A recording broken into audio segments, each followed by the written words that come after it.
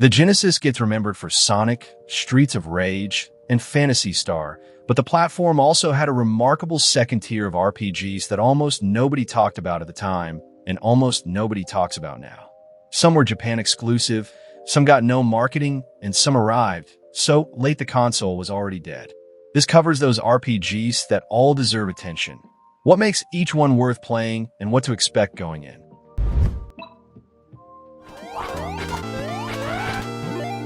Landstalker: The Treasures of King Knoll is Climax Entertainment's 1992 isometric action RPG and one of the most ambitious games on the platform. The game follows Niels, a treasure hunter who teams up with a fairy named Friday and pursues a legendary treasure through dozens of dungeon floors and overworld regions. The isometric perspective gives it a visual identity unlike anything else on the Genesis. Environments rendered at a three-quarter angle, buildings with interiors, dungeons stacked vertically with platforms requiring precise jumping. It's doing things geometrically that the hardware wasn't supposed to be able to sustain cleanly. That jumping is the game's most demanding element and its most divisive. Landstalker's isometric platforming requires reading 3D depth from a fixed perspective without clean parallax cues, and platform edges are regularly hard to judge. The original Japanese cartridge had no save or password system, a widely criticized decision fixed in Western releases. The writing has a dry humor, the localization preserved well. Niels is a mercenary with no heroic inclinations. Friday is wry and entirely capable of handling herself, and the villain is a pompous aristocrat who treats the whole treasure hunt as a personal insult. The dungeons are the longest and most varied on the platform, and the puzzle design across later floors is genuinely inventive. What could have been a novelty camera angle became a complete 20-hour game that holds together consistently throughout. The isometric platforming frustrations are real, but they're offset by a design that earns patience from players willing to give it. Light Crusader is Treasure's 1995 action RPG and the strangest game in their catalog. The one where they try to make a Zelda game rather than a bullet hell arcade title. Set in the town of Green Row, where citizens have been disappearing into an underground labyrinth beneath the castle, Sir David descends through a fully isometric dungeon across 4 increasingly strange floors. The isometric perspective is immediately familiar from Landstalker, but the combat is entirely different. Real-time, with magic spells mapped to button combinations using the 4 classical elements, and a physics system where enemies and objects can be grabbed, thrown, and knocked into each other with real momentum. You can pick up a heavy urn and hurl it at an enemy cluster. You can drag enemies into hazards. The physical system gives the combat variety that the spell combinations alone wouldn't have. Treasure's signature is everywhere. Inventive and bizarre enemy design, boss fights requiring pattern recognition and specific counters, hit detection precise enough to reward skilled play. The game is tonally weird in the way Treasure games reliably are. What starts as a fairy tale rescue mission ends somewhere involving ancient machinery and cosmic reveals that the dungeon's escalating strangeness earns. The problems are Treasure-specific. Difficulty is uneven. Some mid-dungeon bosses hit significantly harder than floor bosses around them. The save system is limited, and the runtime is short at around 8 hours. That brevity works in its favor, given the dungeon's density. As Treasure doing RPG, it's genuinely fascinating. As an isometric dungeon crawler on Genesis, it's the most mechanically inventive entry the platform produced in that subgenre.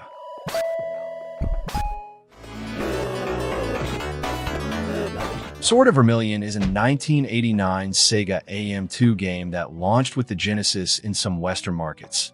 And it's one of the stranger action RPGs AM2 produced, because it divides itself across 3 completely different gameplay modes with no attempt to smooth the transitions between them. Exploring towns and dungeons happens in a top-down overhead view. Moving across the world map happens in a first-person corridor view, navigating branching junctions. Random encounters trigger a side-view action battle system, where you swing a sword at approaching enemies in a flat arena. 3 visual modes, 3 control schemes, 1 game. Eric carries the sword of Vermilion against the Dark Lord Sarkin. The story is as genre template as 1989 RPGs produced, and the game doesn't reach past it. The first-person world map was the visual highlight at launch. The texture work was clean for the hardware generation, and the sense of moving through physical space was unlike what most Genesis owners had encountered. The action combat is fast and shallow. The town overhead view is functional without being interesting. Playing it now, what it most clearly demonstrates is the ambition of what AM2 was attempting in 1989. 3 different RPG subgenres combined into one experience, each addressing a limitation of the other 2. It's a 1989 attempt to ask what a console RPG could be if it refused to commit to a single design tradition before those traditions had settled. The result is uneven across all 3 modes, but the structure itself remains genuinely unusual for the year and hardware it came from.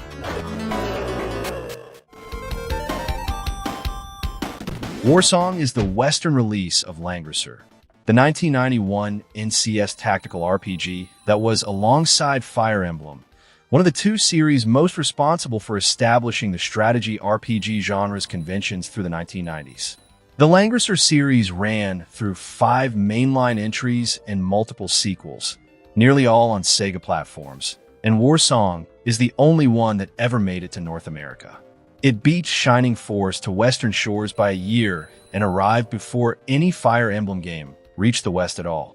As the first SRPG officially released in English and one of the first 3 strategy RPGs ever made, it deserves the historical context it rarely gets. The scale is what defines it against everything else on the Genesis. Each of your commanders leads up to 8 squads of 10 soldiers apiece. Up to 80 soldiers per commander, hundreds of units per battle. When 2 armies clash, the screen cuts to a side view animation of soldiers charging and fighting that makes the abstracted numbers feel physical. Terrain matters. Archers in forests deal more damage. Infantry on castle walls hold far longer than on flat ground. Mermen in water are nearly unstoppable. Killing an enemy commander eliminates all his troops simultaneously, creating a tactical choice between attrition and decisive strikes. The 19 scenarios span 30-plus hours, and a mid-battle save option means you don't lose hours to a single bad decision. The visuals are Spartan compared to Shining Force, and the music doesn't reach the heights its composers later achieved. But the tactical depth and the scale of the battles remain genuinely impressive for 1991 hardware. Beyond Oasis is Sega's own 1994 action RPG, developed by Ancient, the studio headed by Yuzo Koshiro, who composed Streets of Rage 2, and it shows the resources and care of a first-party production from start to finish. You play as Prince Ali, who finds a golden armlet containing a fire spirit named Ditto. Each of the 4 spirits Ali summons, fire, water, shadow, plant, has her own personality and behavioral logic, and the game is built around using them both in combat and puzzle solving. Ditto melts ice blocks. The water spirit Sela fills empty pools and can be directed underwater. The shadow spirit Errol moves through walls and performs assassinations. The plant spirit Bao creates living platforms. The environments are structured around what each spirit can do. The combat is the tightest action gameplay on the Genesis. Quick, responsive, with meaningful attack variety built into your directional inputs during strikes. Thrusts, overheads, combos. Hit detection is excellent, and enemies have real behavioral patterns rather than simply charging. The bosses are spectacular both visually and mechanically. Koshiro's soundtrack is among the best he produced for the platform. Arabian-influenced compositions, driving dungeon themes, and a combat loop that sustains energy without becoming monotonous. Beyond Oasis is shorter than it wants to be. The late-game pacing compresses noticeably, and the 4th spear arrives close enough to the finale that her puzzle applications barely get developed. But as a demonstration of what Genesis hardware produced under first-party care, it remains one of the best the platform offered. Beggar Prince has one of the most unusual histories in the Genesis catalog. It's a Taiwanese RPG released in 1996, after the Genesis had been commercially discontinued in most markets. A loose adaptation of The Prince and the Pauper, Prince Stephen trade places with a beggar named Tom and returns to find a scheming cat minister has locked him out of his own castle and is plotting a takeover. The entire plot is filtered through a comedic fantasy lens where the villain's forces are literally transforming people into cats. The game sat unknown outside Taiwan until 2005, when Brandon Cobb of Super Fighter Team licensed the game, commissioned a full English translation and script rewrite, fixed bugs from the original code, and published it as a physical Genesis cartridge with a clamshell case and full-color manual in 2006. It was the first new commercial Genesis release in North America in 8 years, and it sold out in months. The combat uses an action point system where the player and enemies share the same number of attacks per round regardless of enemy count, which rewards careful target selection. Over 35 spells span 9 elemental categories. No currency exists. All items are found or traded. The random encounter rate is high and the save points are sparse. But the visuals are exceptional for Genesis hardware. Some of the best detailed sprite work the platform produced in any era. And the writing has warmth and humor that sets it apart from the Western RPGs it shares a library with.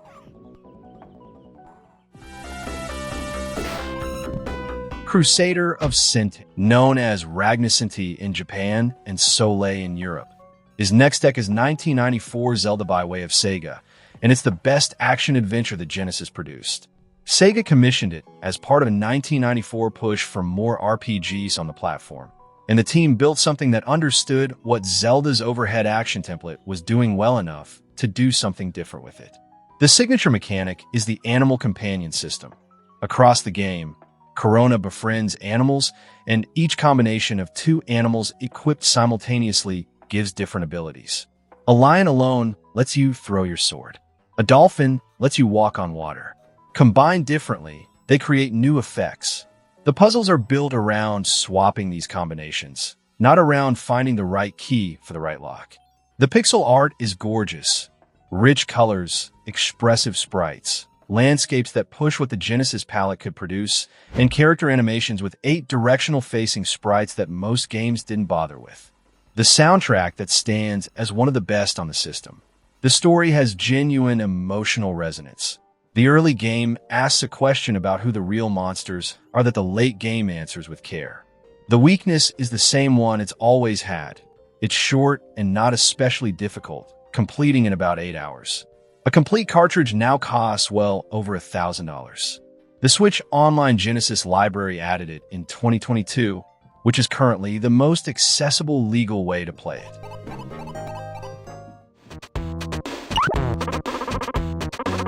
Ren-a-Hero is a 1991 Sega AM2 game that never left Japan in any official form, and it's the most tonally distinctive RPG on the Genesis.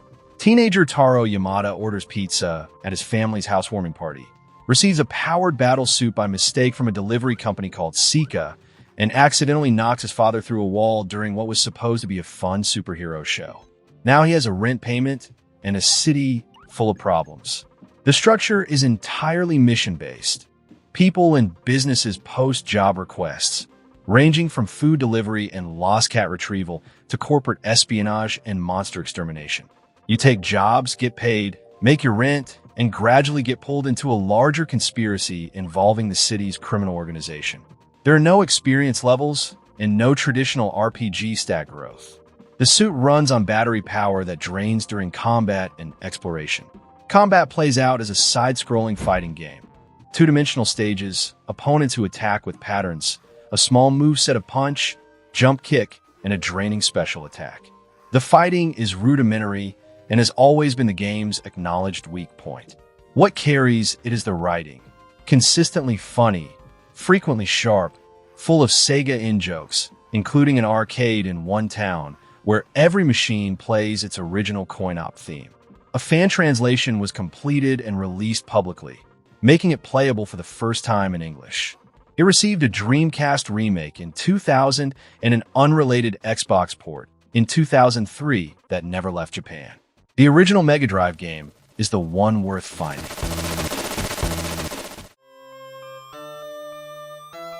Sorcerer's Kingdom is a 1992 tactical RPG from NCS, the studio behind Warsong, published in the West by Treco.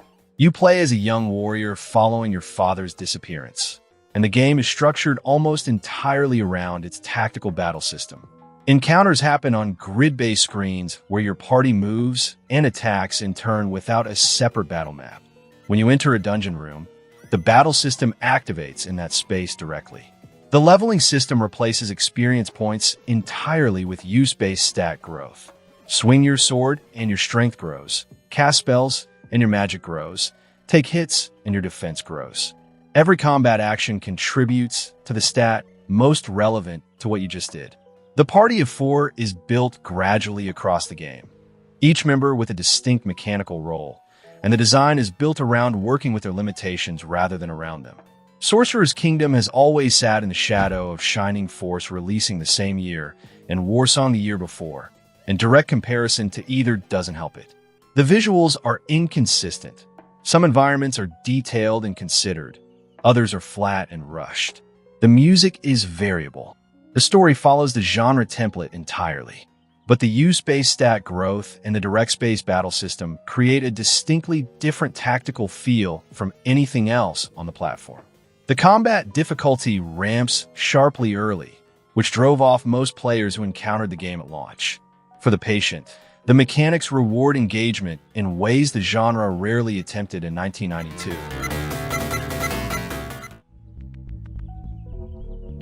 Shadowrun on the Sega Genesis is not the same game as Shadowrun on the SNES. Same license, completely different developer, story, and systems. The SNES version was an adventure game with RPG elements. The Genesis version, developed by Blue Sky Software, is a proper action RPG with a non-linear open world, real-time combat, and a cyberpunk Seattle you navigate by talking to contacts, taking contracts, following leads, and building skills through use rather than traditional level-ups. Playing as Joshua, a Shadowrunner who wakes without memory. The game drops you into a city of megacorporations, street gangs, and operational magic with surprising fidelity to the Shadowrun tabletop setting. The karma system builds stats through actual play. The more you shoot, the better your aim becomes. The more you cast, the more powerful your spells grow. Corporate runners behave differently from street gangs. A Matrix hacking sequence takes you into an entirely separate game mode. The writing for a Genesis RPG in 1994 handles faction conflicts and moral ambiguity with more nuance than the genre typically attempted. The organizations you work for are rarely good, and the game doesn't pretend otherwise. The combat becomes repetitive across longer sessions, and the open-world navigation is demanding without map markers. The encounter rate in certain areas is high, but nothing else on the platform had this setting, this freedom, this tone, or this version of the cyberpunk RPG premise. It's the more ambitious of the two Shadowrun console adaptations, and the one that's aged more distinctively.